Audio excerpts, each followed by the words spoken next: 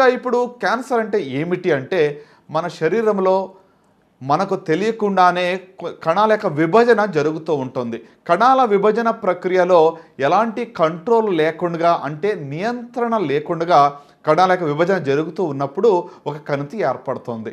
దానినే క్యాన్సర్ కణితి అని అంటాము. సో కాబట్టి ఈ యొక్క క్యాన్సర్ కణితి ఎక్కడ ఉంటుంది, ఏ భాగంలో వస్తుందని మీరు చూసినట్లయితే శరీరంలో ఏ భాగంలో అయినా కూడా ఈ యొక్క క్యాన్సర్ పుండు రావచ్చును.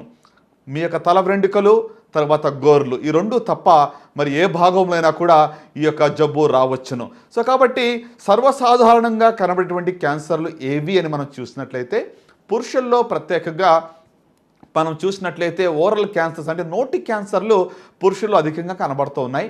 అలాగనే రెండోదిగా చూసినట్లయితే ఊపిరితిత్తుల క్యాన్సర్లు, తర్వాత మరి పేగు క్యాన్సర్లు కనబడుతున్నాయి పురుషులలో. స్త్రీల్లోకి వచ్చేటప్పటికి మొట్టమొదటిగా మరి నంబర్ 1 క్యాన్సర్ అంటే రొమ్ము క్యాన్సర్ మనం చెప్పవచ్చును. రెండవదిగా గర్భాశయపు ముఖద్వారపు క్యాన్సరు స్త్రీల్లో కనబడుతూ ఉంటుంది. మూడవదిగా వారిలో కూడా మరి నోటి క్యాన్సరు, తర్వాత పేగు క్యాన్సర్ కనబడుతూ ఉంటుంది.